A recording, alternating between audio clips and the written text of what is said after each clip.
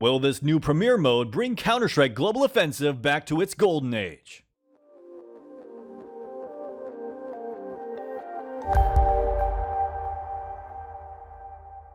Hey guys, and welcome to my channel, Time Is But a Window. As you guys know, the new operation finally dropped. Yeah, it was about a month late, but this is Valve, and we go by Valve time here. What you guys may not realize is how important this new operation actually is. But before we get into that, let's break down everything this operation brings. Now, the first thing that always seems to come with all the operations is new missions. Now, the missions are pretty similar to how they were done last year. The only difference is that you don't have to complete them to receive a reward. For example, here you can see you get a star after 7 rounds and after 15 rounds. Obviously, this was done to make it easier for people to get the maximum stars you can receive in the week. But what can you spend those stars on, you might ask? Well, just like any other prior operation, this comes with a whole bunch of collectibles you can get.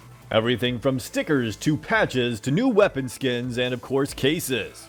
But that's not all, they also added new operators, adding quite a few new female ones at that. Which was definitely something that was lacking after the last operation, especially on the terrorist side. Which I'm sure a whole bunch of people are going to be very happy about. But that's not all. Oh no, they also added some quality of life changes. For example, they added a chat wheel, which they seem to have ripped off straight from Portal 2. And I know a lot of people are praising this, but I don't really see the point. We had radio messages before. Is it really more convenient as a chat wheel? But that's not the only thing they ripped off. Oh no! Due to the relative success of Valorant, they decided to add a pinging system, which of course Valorant ripped off from Apex Legends. And honestly, this is actually a change I think is quite good, because how many times have we been sitting there trying to figure out what to call a specific location and not actually known an exact name for it? But not only that, they also added a couple new game modes. The first of which is an old favorite that's been around for a while, Retakes. People have been playing retake servers for years, and they are a great way to practice. So it's nice to see them added as an official mode.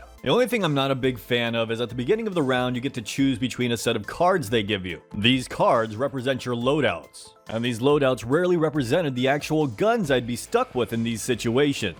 For example, I'm a sniper and I was never given a sniper rifle once. But that's nothing compared to what we're about to talk about next. Broken Fang Premier. Ready to take your competitive matches to the next level? Queue for Broken Fang Premier Mode, featuring 5 vs 5 competitive matchmaking with map picks and bans prior to match starts. Available exclusively to Operation Pass holders. Alright guys, this is absolutely game changing. This is definitely the biggest thing to happen to Counter-Strike since the game went free to play. Why is it so important? Well, basically, when they made the game free to play, it opened up the floodgates. I mean, don't get me wrong, Counter-Strike has always had a bit of a cheating problem, but it made it about 10 times worse. Now, they tried to counter this at first by adding a Prime mode. This way, people could pay for the game and get Prime and not have to worry about playing against all those free-to-play accounts.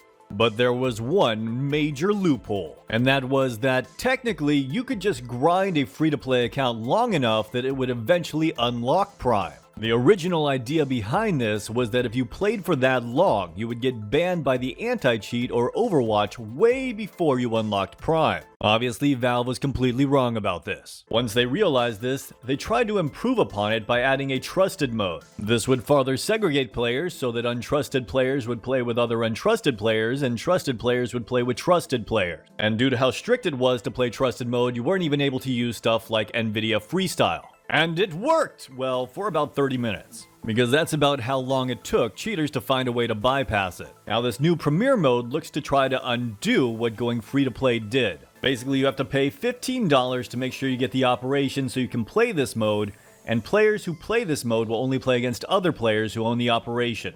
So the question is, will it work? And honestly, I think it's going to take some time to actually see the results, but I do think this will work. Now don't get me wrong, at first cheaters are going to buy this operation just like everyone else, but a high percentage of cheaters aren't very good at not getting caught, and an even smaller percentage of those cheaters are going to want to buy the operation all over again. Well, at least until it goes on sale, which you know it probably will for about $7.50. And it's because of this, the amount of cheaters we're going to see in that Premier mode will probably drop by about 90%. But even 10% of all the cheaters in Counter-Strike is a lot of cheaters. Still though, I feel like Premier matchmaking will feel more like it did back before the game went free to play. But it's going to take a couple of months for it to do that. Now, Premier matchmaking goes by a little bit of a different set of rules. Now, you're only going to be playing competitive maps, but it works more like Face It.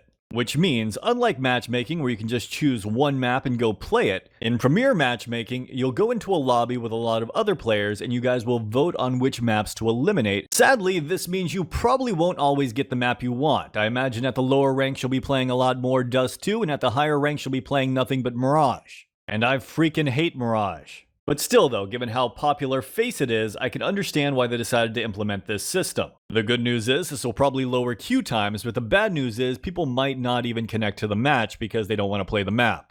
Still though, overall, I'd have to say this is a great new mode to add. My only regret is that they did not make it 128 tick servers. They've been copying Valorant so much, I'm really surprised at that because even Valorant uses 128 tick servers. And since this is Premier matchmaking, you'd think they'd bump it up for it. But the real question is, what's going to happen as soon as the operation is over? Will Premier matchmaking go away? Now, the operation is supposed to last until April 30th of 2021. Which means we have about 5 full months where this is guaranteed to be in place. After those 5 months, I imagine this mode will be purchasable. Because as I mentioned earlier, it sort of undoes that free-to-play travesty for competitive gameplay. Alright, we still got more stuff to talk about with this operation, so let's get back to it. Next up, we got new stats. Now, at the beginning of CSGO, we had stats too, but they were total trash. These ones, however, look like they are far more detailed and give you far more important information. I feel like Valve did their homework and ripped these from CSGO stats, FACEIT, and ESEA stat systems. Honestly, I am very impressed with this and can't wait to go through my stats at a later time. They've also added a new competitive map, D-Ancient, which seems to draw a lot of inspiration from the original Aztec. They've added 5 new community maps, Apollo, which looks absolutely incredible and I can't wait to explore it. Another map called Engage, the Danger Zone map that was leaked a while ago, Frostbite, a map called Guard, and while the last one doesn't seem to have a name on it, I imagine this is Pictures of Autumn, which is the new co-op map that comes with this operation. Overall, I have to admit, it's really nice to see Valve releasing another operation after only 1 year. I know part of that is due to Valorant because they released so many updates. And after all, Valorant has taken a pretty big chunk of CSGO's player base.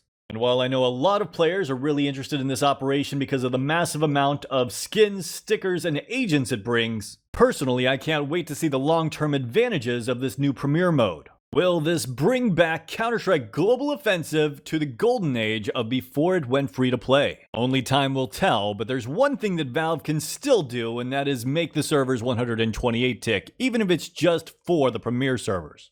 After all, this is a feature that's been asked for since the game was released 8 years ago, so it's about time, Valve. Also, in the retake mode, please make it so you can set a preference to what type of playstyle you want to practice. For example, the footage you see in front of you right now is the only time I got an AWP and I had to pick it up off of someone's corpse. Anyways guys, that's it for this video. I'm really enjoying the operation right now and I hope you guys are too. Let me know your thoughts in the comments down below, and as always, have a great day.